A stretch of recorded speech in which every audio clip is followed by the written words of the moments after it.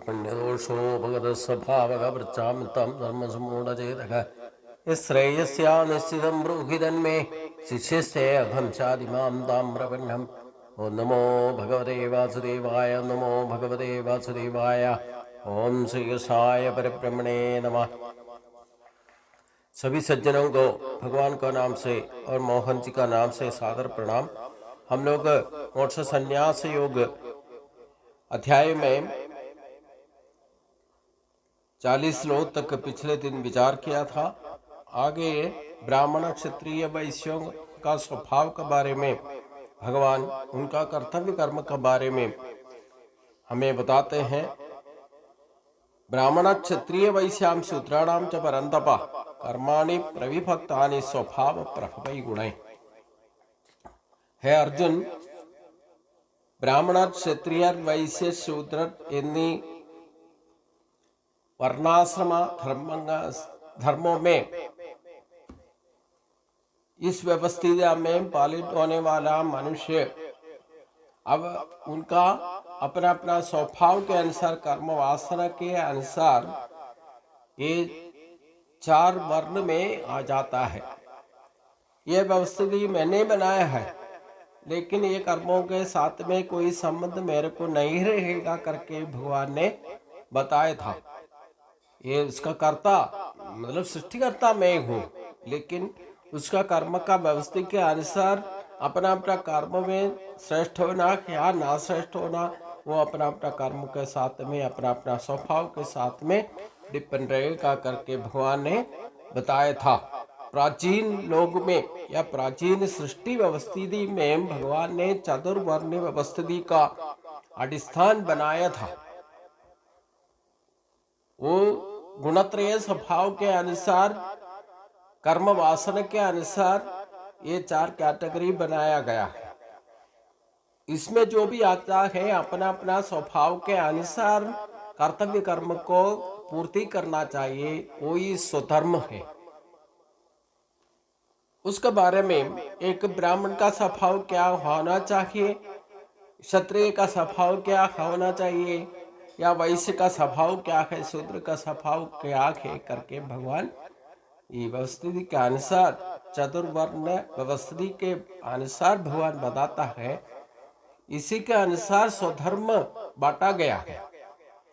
तो समो तमस्य शौचम शांतिरार्जवमेव च ज्ञानम विज्ञानम आस्तिक्यम ब्रह्म कर्म स्वभावज। अगर ब्राह्मण कुल में जन्म होने वाला ब्राह्मण का स्वभाव क्या है, यथार्थ ब्राह्मण का उद्देश्य लक्ष्य या ब्राह्मण बोलने का हक जो है ब्रह्मचारी को है। केवल एक ब्राह्मण कुल में जन्म होने से या पुजारी बनने से कोई ब्राह्मण नहीं होता है। कुल धर्म के अनुसार जिसका स्वभाव भगवान ने जो बताता है उसी के अनुसार होगा, वो जरूर ब्रह्मचारी बन जाएगा, वो ही ब्राह्मण कहा जाता है। भगवान खुद ब्राह्मण प्रिय है। सहस्र नाम में भगवान को ब्राह्मण प्रिय नाम से प्रसिद्ध है। इसका कारण ये है जो ब्रह्मचारी होगा वही ब्राह्मण का प्रिय है भगवान। तो बाकी विषयों में दिल लगा के काम करने वाला नहीं होगा यथार्थ ब्राह्मण। उसी के अनुसार महेंद्र अपना मन को यो आत्मा को भी खुद नियंत्रित होगा, आत्मा नियंत्रण करने वाला होगा ब्राह्मण। और इंद्रियों को प्रत्याहार में नियंत्रित करने वाला होगा। जो आंखों में आंख या पंचेंद्रियों को ठीक तरह से नियंत्रित करने वाला ब्राह्मण होगा। जो तपस्या शरीर से करने वाला हो, मन से करने वाला, अपना शब्दों से भाषा से करने वाला, ये तपस्या ठीक तरह से करने वाला होगा यथार्थ ब्राह्मण। और बाह्य आभ्यंतर शुद्धि करने वाला मतलब अंतःकरण शुद्धि हासिल करने वाला को ब्राह्मण कहा जाता है। और क्षमाशील होगा, कभी किसी से वक्र बुद्धि से काम नहीं करेगा, उनको शास्त्र विषयों में ज्ञानी बनेगा,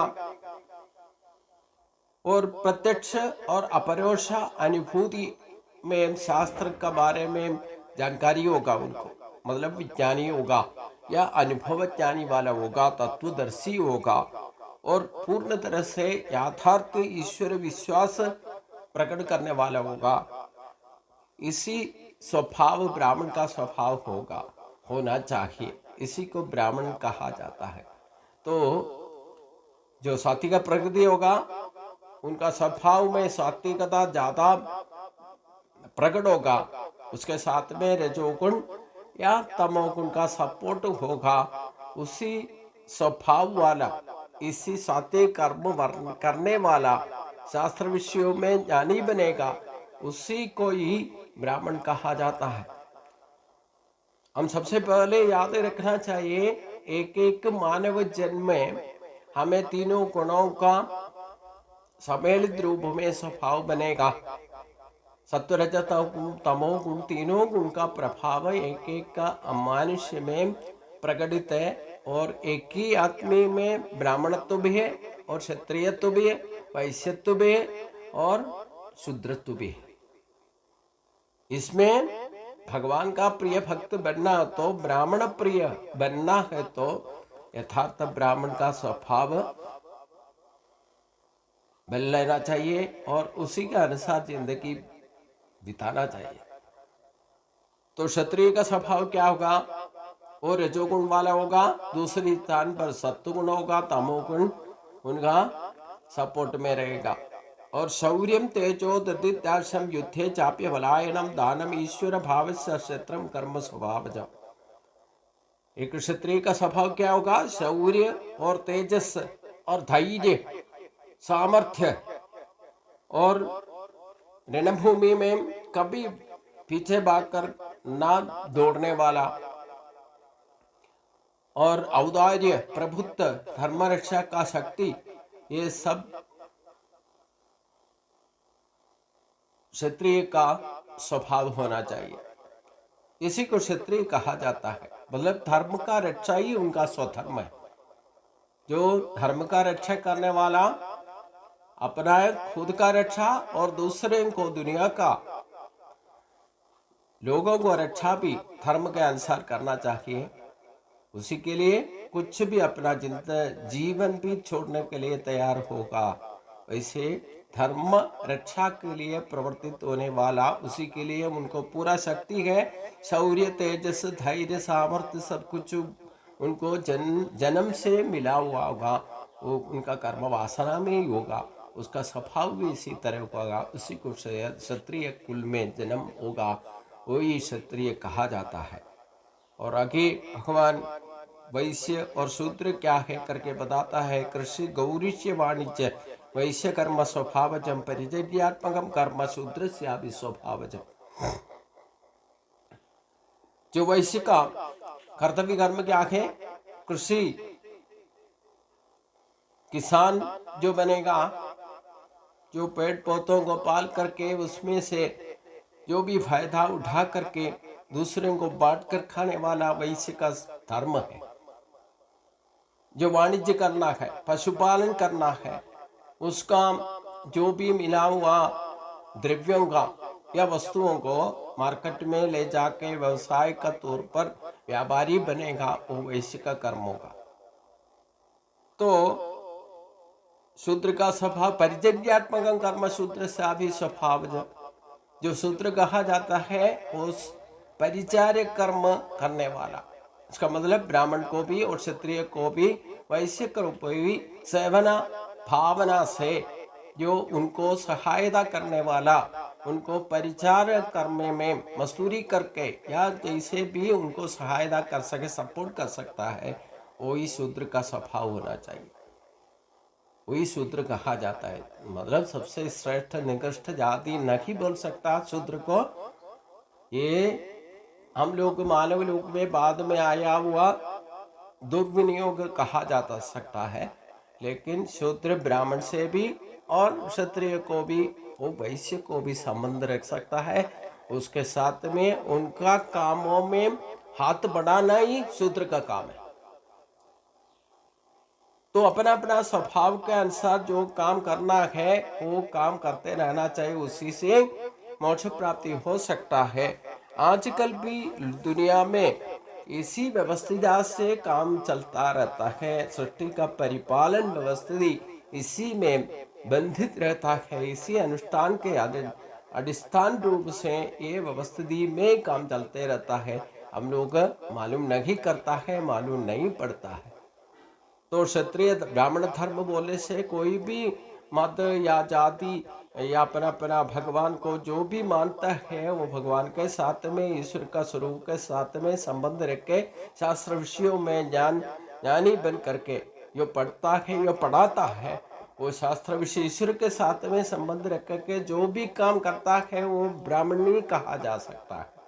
उसी के लिए अंतकरण शुद्धि के लिए क्षमाशील, आत्मनियंत्रण, जो कुछ भी भगवान का जो देवीय संबंध है उनमें ऑटोमेटिक सात्विक स्वभाव वाले को उनका स्वभाव में कर्म वासना बन करके स्वभाव बन करके प्रकट हो जाता है, इसमें कोई संदेह नहीं है।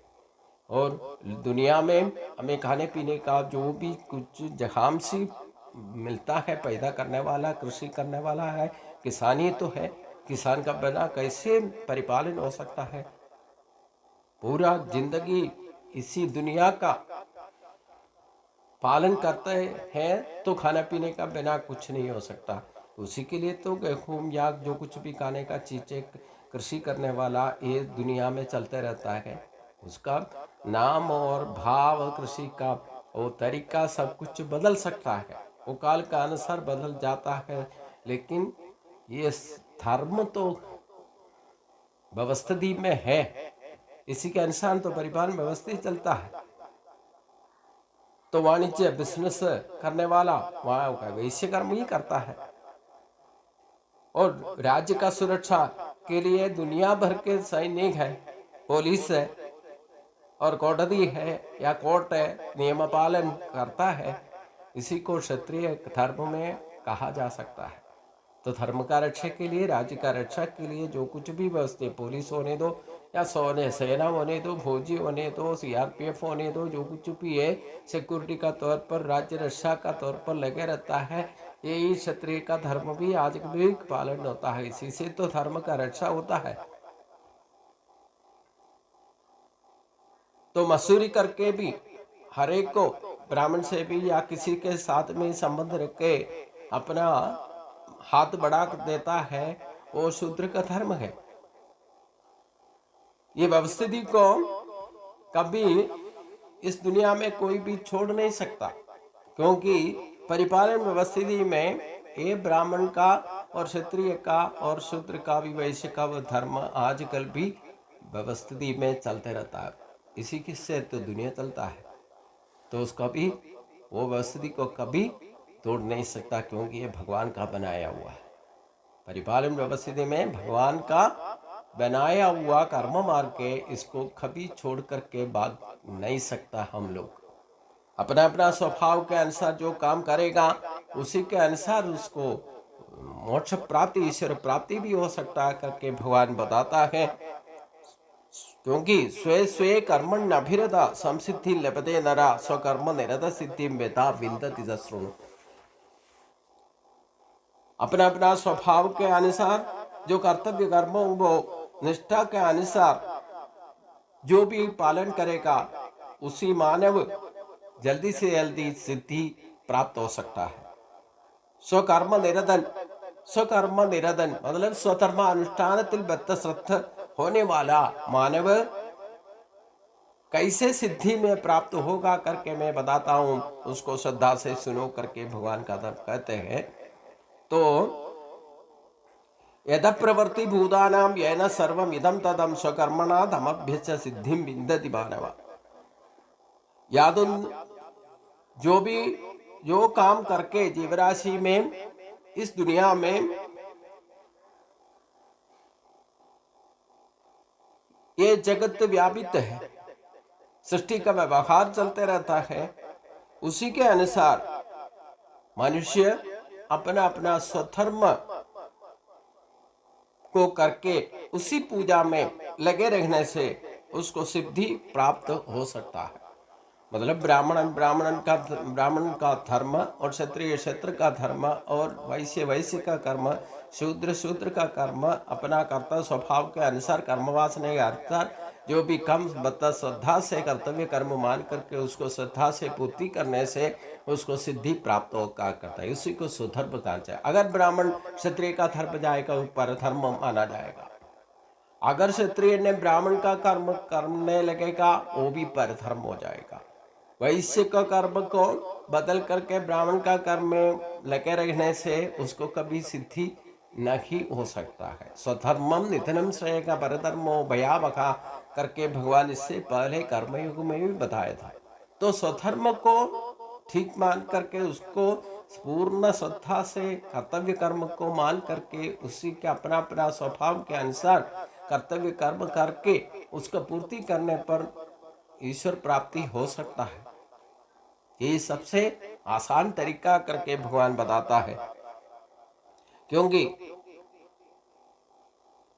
इसी व्यवस्थित में इसी आजकल भी दुनिया चलता है, इसमें कोई संदेह नहीं है। तो हमारा एक एक जीवन में भी हमारा एक एक शरीर के साथ वर्तित होने वाला जीवात्मा के साथ में हमारा स्वभाव के अनुसार 3 गुणों का प्रभाव होता है करके हमने बताया था। ये त्रिगुण भाव से ही ब्राह्मणत्व क्षत्रिय वैश्य शूद्र आ जाता है। तो एक एक जन्म में हम एक एक आत्मिक के स्वभाव में ही ब्राह्मणत्व में क्षत्रियत्व में वैश्यत्व में शूद्रत्व में, इसमें कोई संदेह नहीं। हम कभी न कभी जिंदगी में सोचने से ये चारों काम हमारा हम करना ही पड़ता है, कभी न कभी तो करना ही पड़ता है। ब्राह्मण ईश्वर का ओर से या पूजा पाठ या शास्त्र विषयों में जानी बनने का सत्संग में जो कुछ भी हम लोग हाथ बढ़ा देते हैं तो हम ब्राह्मणत्व में काम करता है। हम किसी विग्रह रख करके पूजा करता है तो ब्राह्मण का काम हम कर सकता है, इसमें कोई संदेह नहीं। हम अपना सुरक्षा धर्म का रक्षक के लिए वर्तित होगा तो क्षत्रिय का धर्म भी हम पूर्ति कर सकता है। हम अपने लिए खाना पीने का बंदोबस्त करने है, उसको खेती बाड़ी करके हम खुद अपने लिए जो कुछ बनाता है वो हमें जरूरत है उससे ज़्यादा होने से मार्केट में ले जाके बेचता, तो वैश्य कर्म भी हम करते हैं। हम किसी को सहायता करते हैं या किसी को काम में हाथ बढ़ा देते हैं, ब्राह्मण को होने दो, क्षत्रिय को होने दो, शूद्र को होने दो, किसी भी हमारा हाथ बढ़ा देते हैं, उनका सहायता करते हैं, तो शूद्र का काम भी हम कर सकता है। मतलब ये तो कर सकता है, कभी कभी हम करते रहता है, लेकिन हमारा अടിസ്ഥാन स्वभाव के अनुसार ब्राह्मण क्षत्रिय वैश्य स्वभाव पूर्व जन्म का कर्म वासना से हमारा स्वभाव के अनुसार हमारा स्वधर्म क्या है ढूंढ के निकाल करके वो स्वधर्म ठीक तरह से करने से हमें सिद्धि प्राप्त हो सकता है। परधर्म करने से कभी सिद्धि प्राप्त नहीं होता है, कभी फिर कर्म बंधन में पड़ जाएगा। इसमें स्पष्ट करता है भगवान, श्रेयान स्वधर्मो विगणक परधर्मात् अनिश्चितात् स्वभाव नियतम कर्म कुर्वन् आप्नोति किल्बिषम्। अच्छी तरह से श्रद्धा से परधर्म करने से भी अच्छा है, पूरा श्रद्धा से नहीं तो भी स्वभाव के अनुसार जो काम करेगा वही श्रेष्ठ है करके भगवान इसमें हमें बताता है। मतलब हम परधर्म श्रेष्ठ मान करके दूसरे का काम करेगा तो उसमें ज्यादा फायदा मिलेगा करके परधर्म करने लगेगा तो भी फायदा कम वाला अपना स्वभाव का अनुसार जो काम करेगा उसी से सिद्धि प्राप्त हो सकता है। मतलब स्वधर्म करने से ही ईश्वर प्राप्ति हो सकता है। अगर किसी भी कारण से हम परधर्म करने लगेगा अपना फायदा के लिए, अपना भोग सुख के लिए हम परधर्म दूसरे का काम करेगा तो उसमें हमें कभी सिद्धि प्राप्ति नहीं हो सकता, क्योंकि हमारा अंधकरण शुद्धि हो जाना, तो अंधकरण शुद्धि होने पर ही ईश्वर प्राप्ति में जा सकता है।